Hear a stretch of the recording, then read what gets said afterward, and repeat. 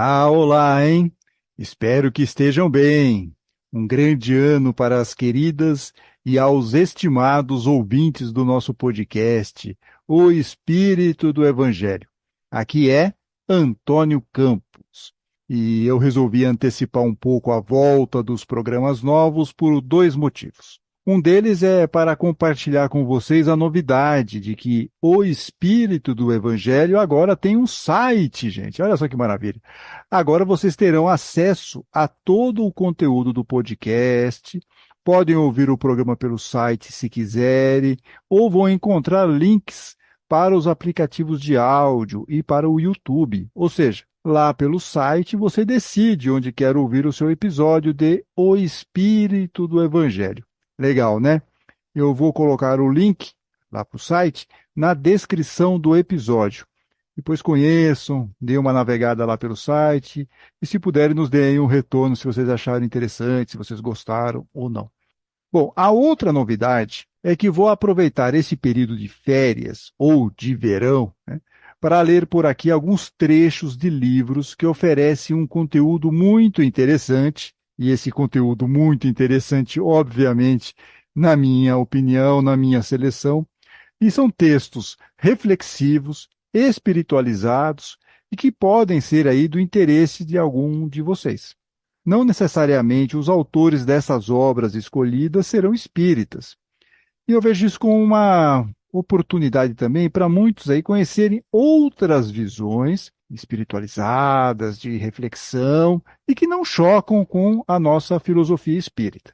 Eu vou chamar essa linha de programas de leituras de verão, muito criativo, inclusive, né? Leituras de verão. E não sei como vai ser a periodicidade disso. Mas quando tiver programa novo, eu aviso vocês pelas redes sociais de O Espírito do Evangelho, que estão lá no Facebook, Instagram, Twitter, grupos lá no WhatsApp, Telegram. É só vocês procurarem por O Espírito do Evangelho. No caso do WhatsApp, tem um link sempre nas descrições nossas dos programas, seja nos aplicativos de áudio, seja lá no YouTube. E vou começar a nossa série de leituras de verão com uma obra de Martin Luther King. Pastor Batista, Prêmio Nobel da Paz, importante referência na defesa dos direitos civis dos negros dos Estados Unidos.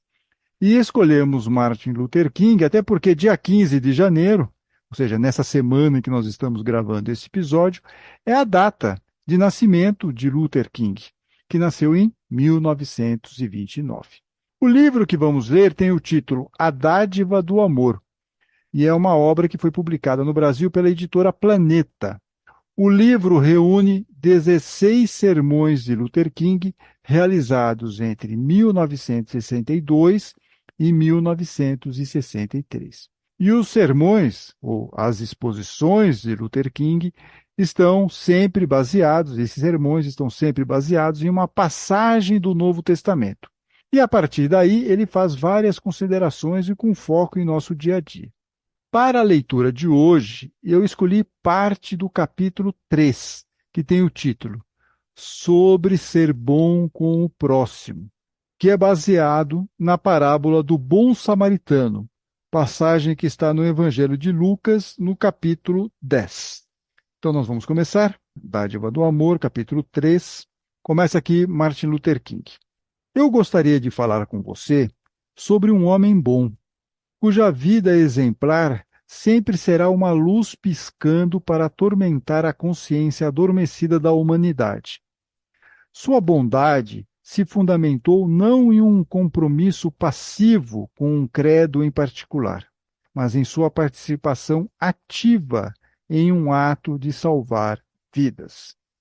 Não em uma peregrinação moral que chegou a seu ponto de destino, mas na ética do amor pela qual percorreu a estrada da vida. Ele era bom porque era bom com o próximo. A preocupação ética desse homem é expressa em uma pequena e magnífica história, que começa com uma discussão teológica sobre o significado da vida eterna e termina com uma expressão concreta de compaixão em um caminho perigoso. Jesus é indagado por um doutor da lei né, que havia estudado em detalhes a lei judaica, que faz a seguinte pergunta: Mestre, o que eu farei para herdar a vida eterna? A resposta é rápida. O que está escrito na lei? Como lês? Depois de um momento, o advogado recita articuladamente: Amarás o Senhor teu Deus com todo o seu coração, e com toda a tua alma, e com todas as tuas forças, e com toda a tua mente, e o teu próximo como a ti mesmo. Então vem a palavra decisiva de Jesus. Tu respondestes corretamente. Faze isso e viverás. O doutor da lei fica desapontado, porque as pessoas poderiam perguntar: um especialista em direito, na lei judaica, levanta uma pergunta que até um noviço pode responder? Querendo se justificar e mostrar que a resposta de Jesus estava longe de ser conclusiva, o doutor da lei, esse advogado da lei, indaga: e quem é o meu próximo? O doutor da lei, então, passa a usar os bordões do debate que poderiam ter transformado a conversa em uma discussão teológica abstrata. Mas Jesus, determinado a não ser apanhado na paralisia da análise, fica aquela discussão infindável sobre a lei judaica, minúcias, né, tira a questão do ar e a transfere para uma perigosa curva entre Jerusalém e Jericó. Ele conta a história de certo homem que ia de Jerusalém a Jericó e fora atacado por ladrões, que os despojaram, o espancaram e, ao partir, o deixaram quase morto. Por acaso, um sacerdote apareceu, mas passou ao largo. E depois, um levita também passou e não parou. Finalmente, apareceu um samaritano, um integrante de um povo com quem os judeus não tinham relações, os samaritanos, né? Quando viu o homem ferido, foi comovido pela compaixão. Ministrou os primeiros socorros, colocou-o sobre seu animal, levou-o para uma hospedaria e cuidou dele. Quem é o meu próximo? Eu não sei o nome dele, e Jesus em essência. É qualquer um de quem você esteja próximo. É qualquer um precisando de ajuda na estrada da vida. Não é judeu nem gentil. Não é russo nem americano. Não é negro nem branco. Ele é um certo homem. Qualquer homem carente em uma das inúmeras estradas da vila de Jericó. Assim, Jesus define um próximo não em termos teológicos, mas em uma situação de vida. No que constituiu a bondade do bom samaritano? Por que ele sempre será um modelo inspirador de virtude para com o próximo? Parece-me, diz aqui Martin Luther King, que a bondade desse homem pode ser descrita em uma palavra: altruísmo. O bom samaritano era altruísta até o âmago. O que é altruísmo? O dicionário define altruísmo como consideração e devoção ao interesse dos outros. O samaritano era bom porque fez da preocupação com os outros a primeira lei de sua vida. E assim termina a primeira parte aqui desse capítulo, mas Martin Luther King continua. Então vamos agora aqui para mais uma reflexão em relação a essa passagem, ainda dentro desse capítulo 3. O samaritano tinha capacidade para um altruísmo universal. Ele teve uma visão penetrante do que está além dos eternos acidentes de raça, religião e nacionalidade. Uma das grandes tragédias da longa caminhada do homem pela estrada da história tem sido limitar a preocupação com o próximo à tribo, raça, classe ou nação. O Deus do Velho Testamento era um Deus tribal, e a ética era tribal. Não matarás. Significava: não matarás um companheiro israelita, mas, pelo amor de Deus, mate um filisteu. A democracia grega abrangia certa aristocracia, mas não as hordas de escravizados gregos cujos trabalhos construíram as cidades-estados. A universalidade no cerne da Declaração da Independência foi vergonhosamente negada pela chocante tendência dos Estados Unidos de substituir todos por alguns. Inúmeras pessoas no norte e no sul ainda acreditam que a afirmação todos os homens são criados iguais significa todos os homens brancos são criados iguais. Nossa dedicação inabalável ao capitalismo monopolista faz com que nos preocupemos mais com a segurança econômica dos capitães da indústria do que com os trabalhadores, cujo suor e capacidade mantêm a indústria funcionando. Quais são as consequências devastadoras dessa atitude limitada e centrada no grupo? Isso significa que ninguém realmente se importa com o que acontece com as pessoas fora do seu grupo. Se um americano se preocupa apenas com seu país, ele não se preocupa com os povos da Ásia, da África ou da América do Sul. Não é esse o motivo de nações se envolverem na loucura da guerra sem o menor senso de penitência? Não é por isso que o assassinato de um cidadão do seu país é um crime, mas o assassinato de cidadãos de outro país em guerra é um ato de virtude heróica?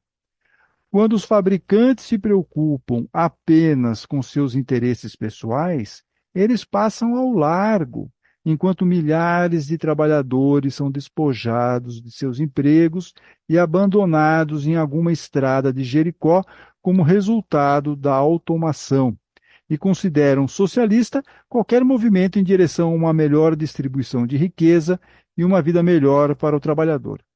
Se um homem branco estiver preocupado apenas com a sua raça, ele passará casualmente pelo negro que foi roubado de sua personalidade, despojado de seu senso de dignidade e deixado para morrer à margem de uma estrada qualquer. Alguns anos atrás, diz aqui Martin Luther King, quando um automóvel que transportava vários jogadores do time de basquete de uma faculdade, composto de negros, sofreu um acidente numa estrada no sul, lá dos Estados Unidos, 3 dos jovens tiveram ferimentos graves. Uma ambulância foi chamada imediatamente, mas ao chegar ao local do acidente, o motorista, que era branco, disse sem rodeios que não era sua política atender negros e foi embora. O motorista de um automóvel que passava foi benevolente e levou os meninos ao hospital mais próximo. Mas o beligerante médico que os recebeu disse: "Nós não atendemos negros nesse hospital." Quando os meninos, por fim, chegaram ao hospital, abre aspas, Decor, fecha aspas, numa cidade a cerca de 80 quilômetros do local do acidente, um deles estava morto e os outros 2 morreram 30 e 50 minutos depois, respectivamente. É provável que os 3 pudessem ter sido salvos se tivessem recebido tratamento imediato.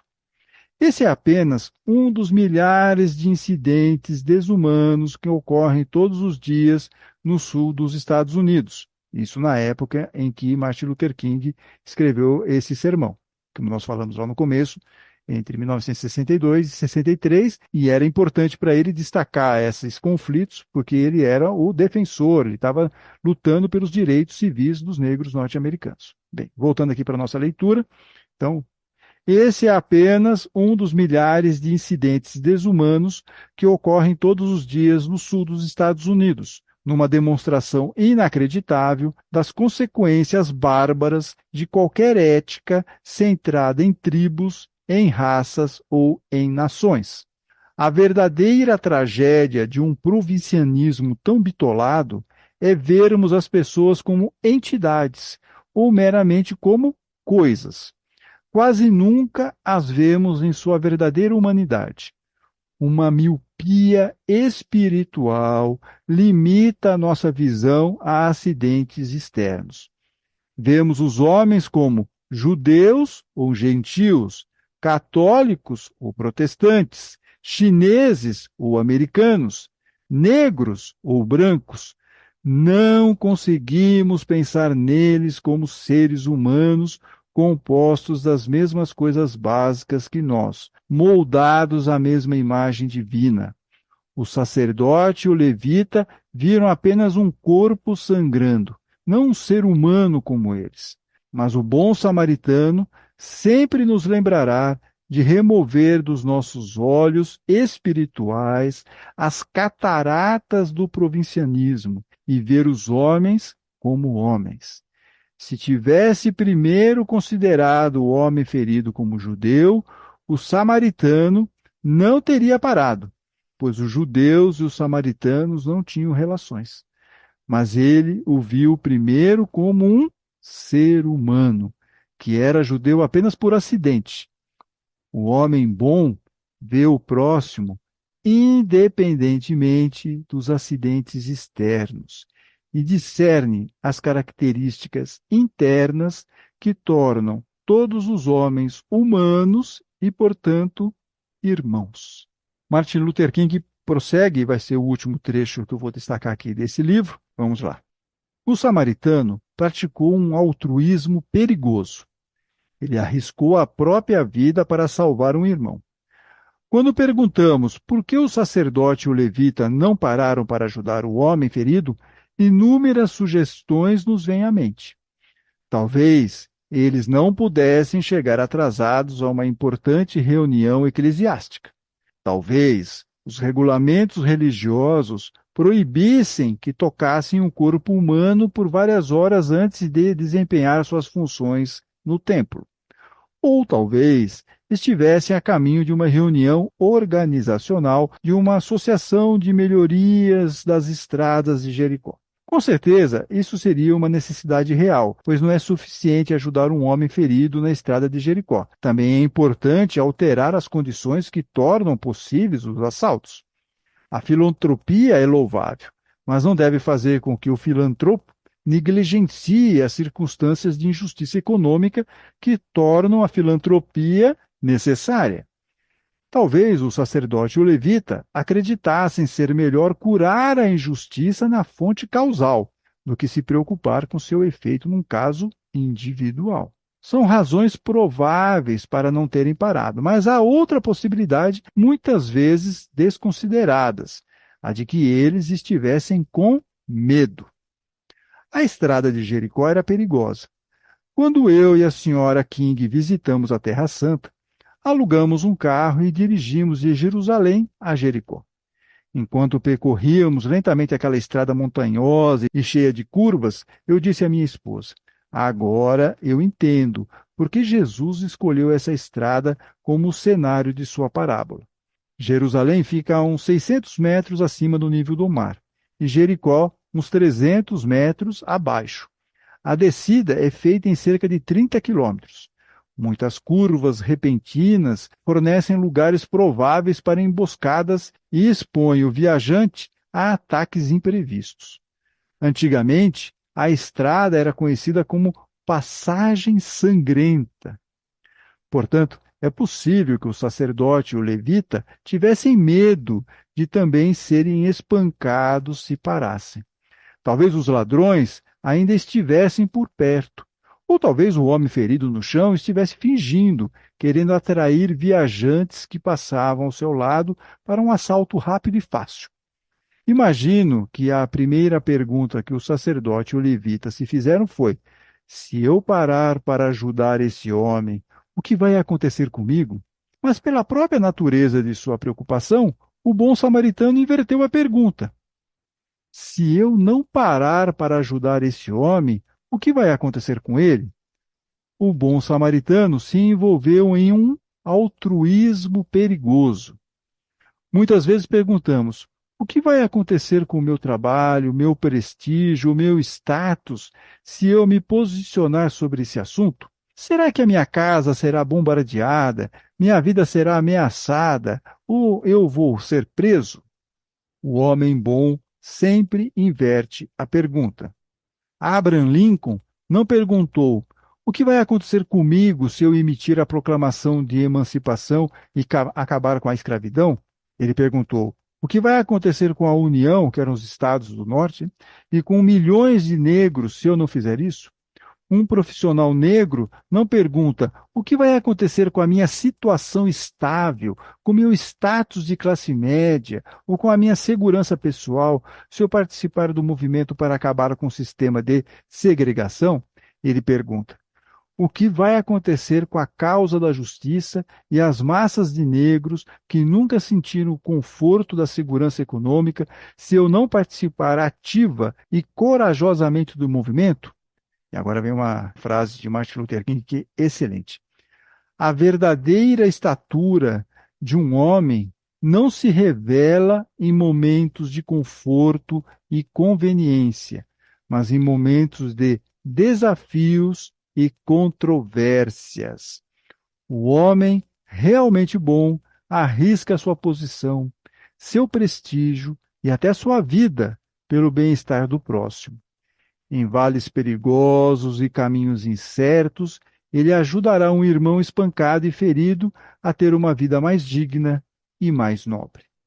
Muito bem, então nós vimos aqui um trecho do capítulo 3 sobre ser bom com o próximo, baseado na parábola do bom samaritano. É o capítulo 3 do livro A Dádiva do Amor, que é uma reunião de 16 sermões de Martin Luther King. E ele utiliza aqui, nesse capítulo 13, ele faz uma longa reflexão, continua, o capítulo ainda continua um pouquinho mais, falando sobre esse aspecto aqui da parábola do bom samaritano. E fica a pergunta para cada um de nós, né? Puxa, quem é o meu próximo? Será que eu estou me aproximando desse meu próximo? Será que eu estou rompendo barreiras em relação ao meu próximo ou não? Martin Luther King, como nós pudemos ver aqui na leitura, ele menciona muitas situações de sua própria época, que era a discriminação, a segregação racial dos negros norte-americanos. Mas de lá para cá, se nós formos olhar bem, né, nós continuamos tendo as mesmas dificuldades, não só lá nos Estados Unidos, mas aqui também no Brasil, né?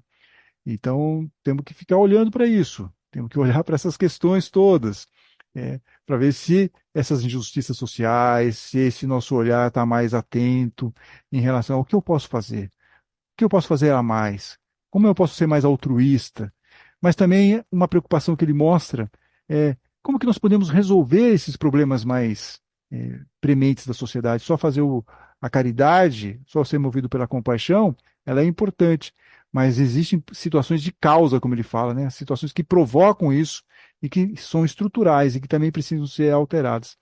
Como resolver isso? Como nos mobilizar em relação a isso? Essa aqui é a ideia que Martin Luther King deixa aí no ar para cada um de nós. Até a próxima leitura. Gostaria de receber de vocês um feedback, um retorno. O que vocês acharam dessa leitura? Gostaram do formato? Deixem o comentário de vocês aí no YouTube, nas nossas redes sociais. Eu vou ler tudo com muito carinho. Então, até a próxima oportunidade, até mais uma leitura de verão. Não sei quando vai acontecer, mas aguardem lá nas redes sociais que eu aviso quando tiver programa novo. Fiquem bem, fiquem com Deus.